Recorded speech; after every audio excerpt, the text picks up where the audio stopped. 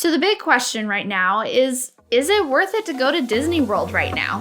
Well, we just got back from a recent trip to Disney World, and we are going to answer that question in today's video. So hit that subscribe button and stay tuned.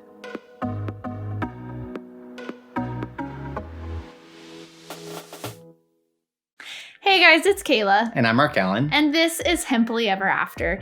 Here we talk about all things Disney, and we recently just came back from Disney World. So in today's video, we're going to just share a little bit about our experience and our thoughts, and hopefully that can help you determine whether or not it's right for you guys to go. There is no doubt that Disney is a very different place right now.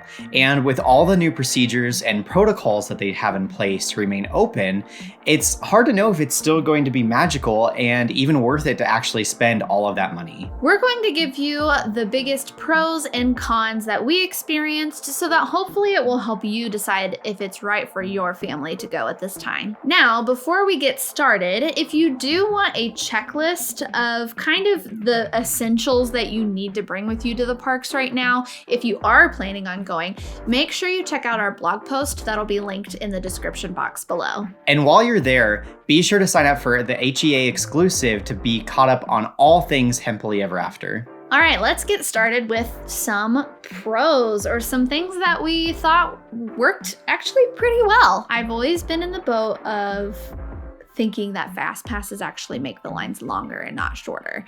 And that was something that we experienced, is that the lines actually, even though they looked a lot longer and the wait times said that they were longer, they were very, very, very fast. I don't think we waited more than maybe 20 minutes for anything. And we'll do a whole video kind of like diving deep into that. But I think that was definitely one of the most noticeable things, is that wait times were significantly shorter for everything, not just rides. And a big reason for those low wait times is there are actually less people in the parks right now. The parks are at 25% capacity, and it actually does seem like that. At least it felt like that to us. And there was a couple moments where we did kind of notice like, okay, like this does kind of seem like a lot of people. But for the most part, to us, especially in Magic Kingdom, it felt a little bit like a Halloween party, kind of to put that into perspective a little bit of what that might feel like crowd-wise.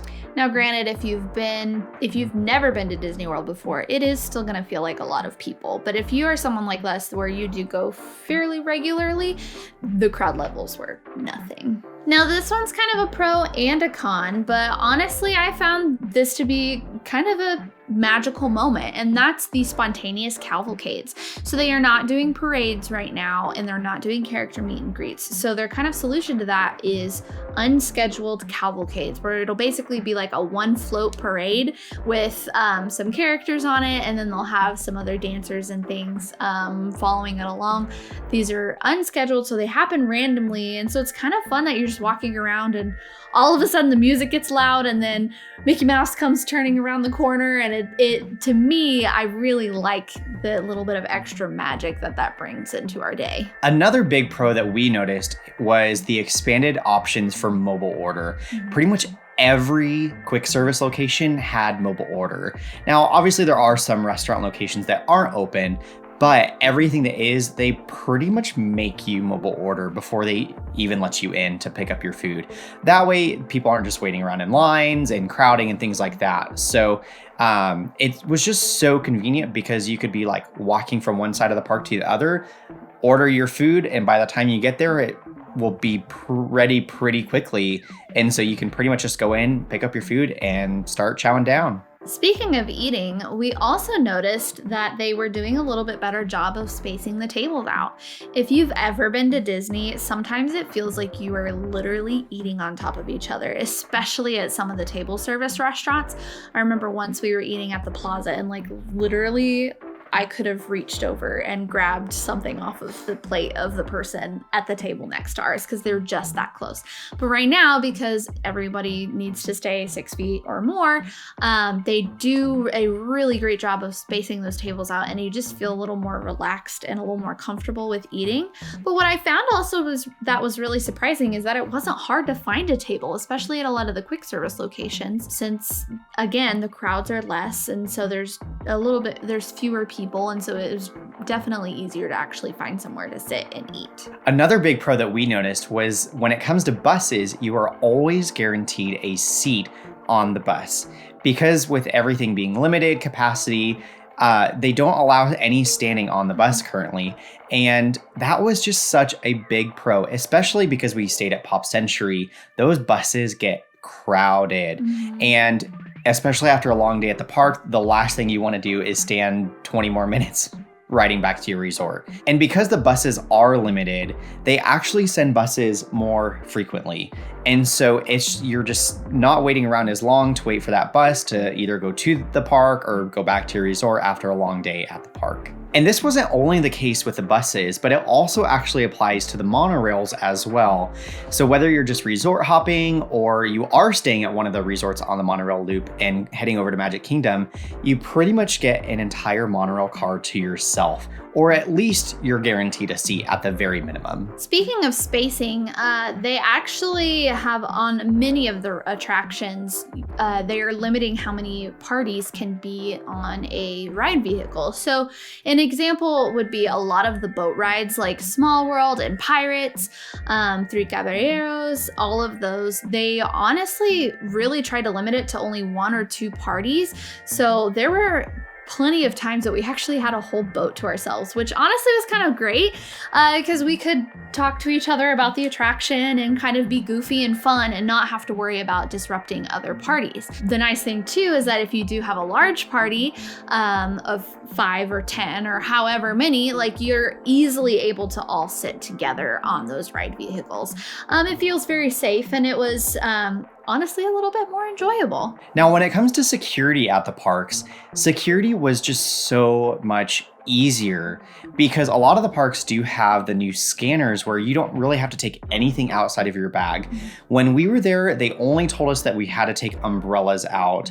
Now, obviously, like we had our camera and things like that. So we just went ahead and just took that stuff out anyway, just because we knew that it was probably going to beep because obviously a lot of metal. So there was once where we went through security and it did beep. And they do still do a manual bag check just to be sure. But for the most part, everything was just, it was less weights, less lines to go through security. And the other thing that we noticed was that when it comes to the temperature screening, it's so fast. Oh yeah. And so you don't have to wait for that. You literally walk up, there was no lines, and it was just so efficient. Disney, I have to give them props on this because they don't want those long lines, and we definitely noticed it.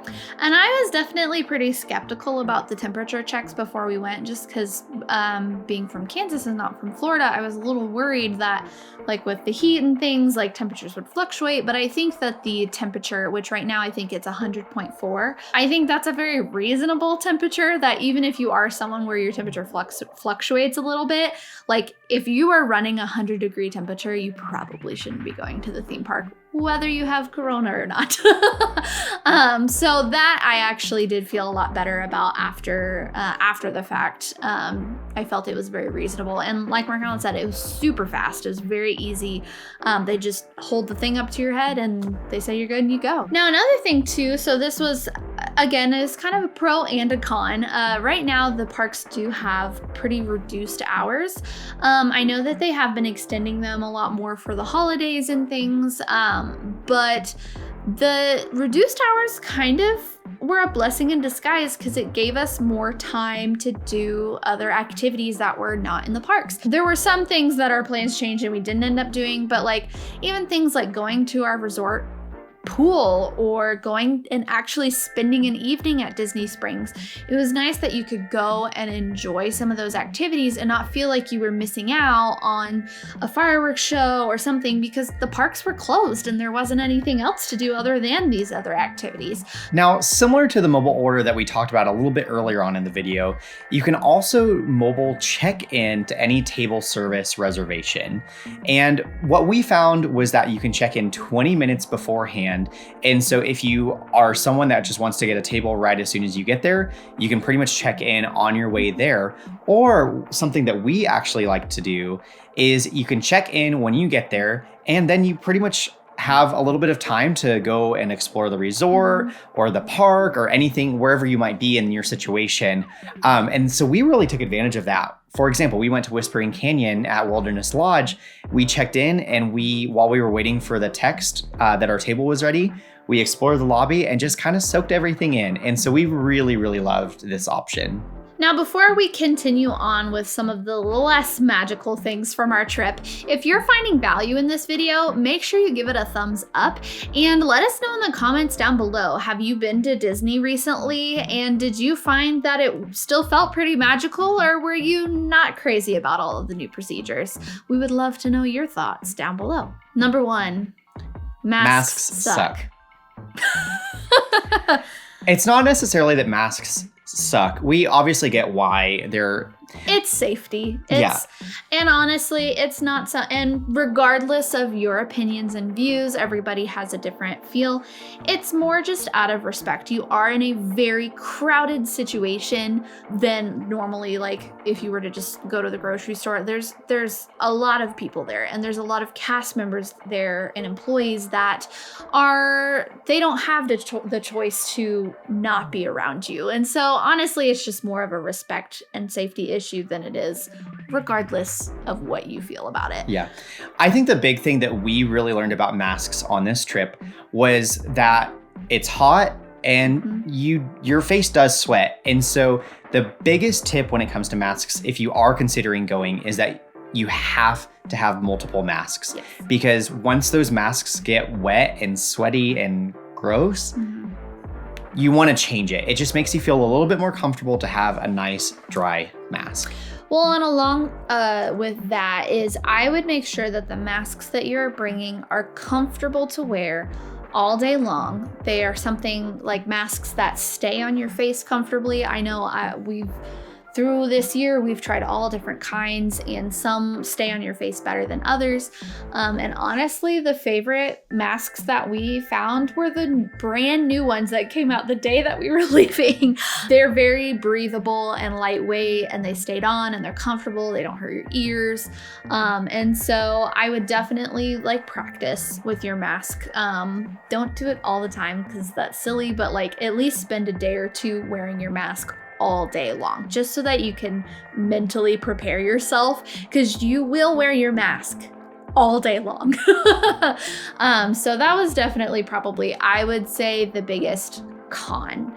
Now, along with that, because masks are required, the only times you are allowed to take them off is when you are stationary and eating. So this brings up kind of a few other cons, and that is the fact that you can't just walk around and eat your snack anymore, walk around and drink your Starbucks drink. And they've even become a little bit more stickler on eating and drinking while you're waiting in a queue line.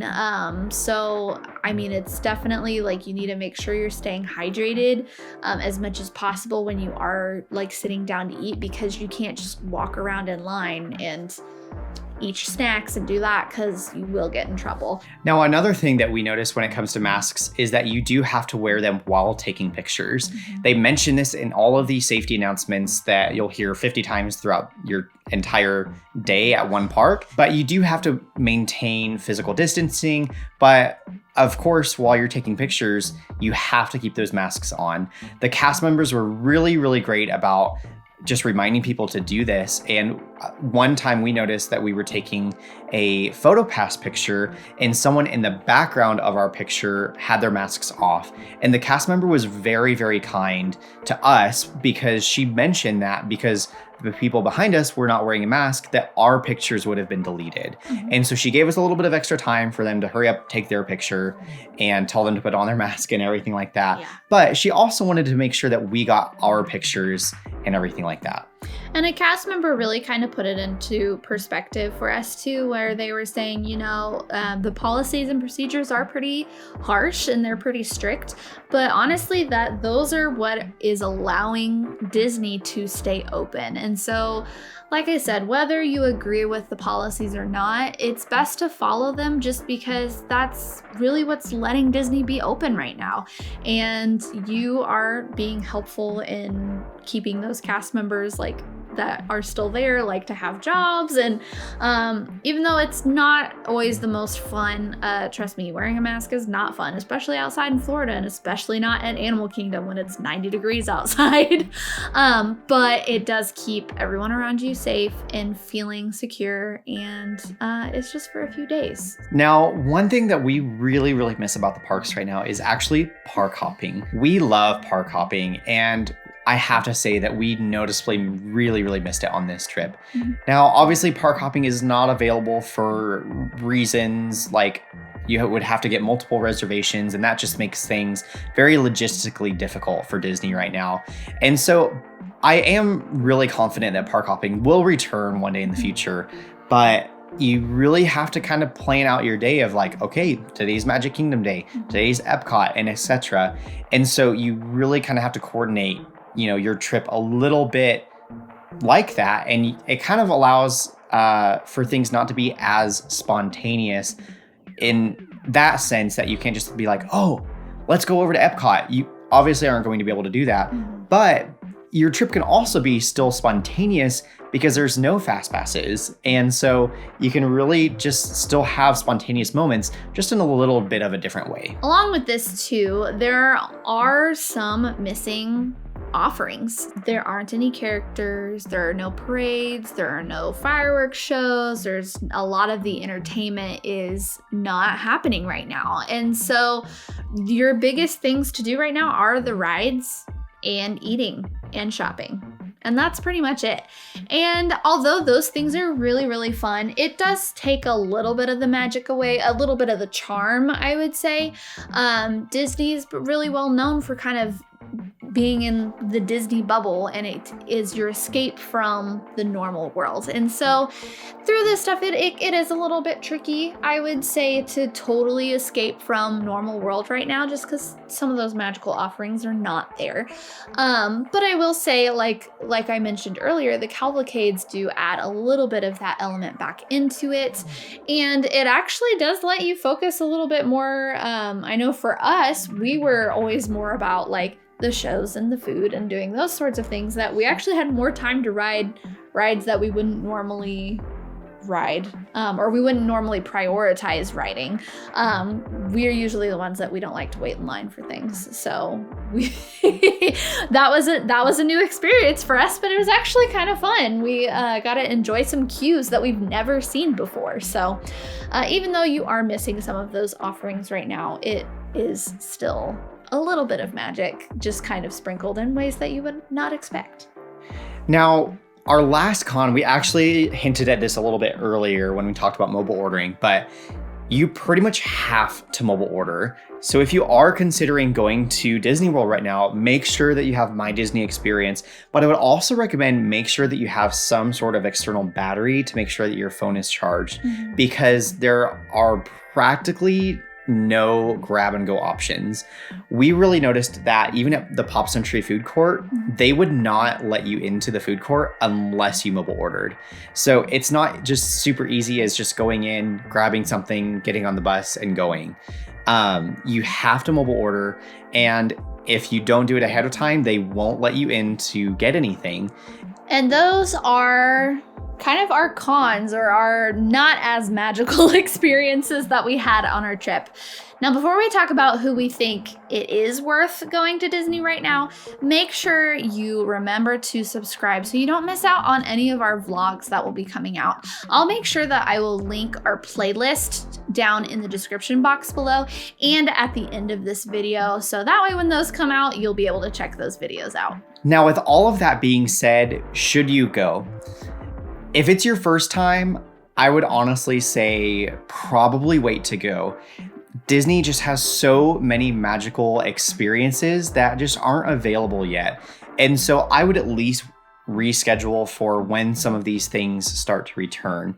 But if you are someone that just says, nope, we're just gonna go anyway, definitely set your expectations pretty low, because the crowds, especially for a first timer, they will still probably seem like a lot of people. So make sure that you set your expectations correctly. Now, if you are somebody that goes fairly frequently or you've been several times before, then I would say go for it as long as you feel safe and comfortable to go. We still had a pretty magical time, and some of those differences that, I mean, honestly, like to us, it did feel less crowded because the last time we went was New Year's Eve, which was a packed house. So for us, I think some of those things were definitely more magical, and we've been before, so we didn't miss some of those things like the shows and characters because we've done it. Either way, it is still just as expensive now as it was before and as it will be. So it's kind of one of those things you just have to decide for yourself if you are willing to pay the amount of money that it costs to go to Disney World, knowing that not everything will be available. For us, it was worth it. We had some gift cards that were burning a hole in our pocket, and so it wasn't a whole lot of commitment on our part. But I think if we had to pay out of pocket for that, if we hadn't had all those gift cards, we probably would have been a little bit more hesitant to go. But that being said, I think it's still magical and still fun and still worth going if you are okay with everything that's going on. We were definitely glad that we went, and it was still a pretty memorable and magical trip, not just because of the pandemic.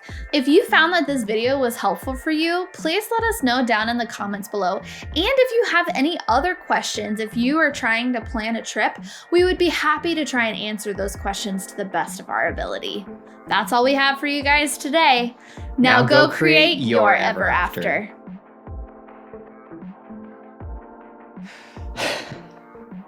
Deep breath. Deep breath. Don't cough. It's not socially acceptable to cough right now. I have a frog in my throat. That's unfortunate. We could do the ASMR thing. No, Why? that's not our channel. People like ASMR. Tums are disgusting. Yeah, they are. It's like friggin' shock. Yep. It's kind of the point. Being an adult sucks. We love parking. Hey guys, it's Kayla. And I'm Mark Allen. And this is Happily Ever After. Here we talk about all things Disney and Why are you laughing? Did you hear the cat? No!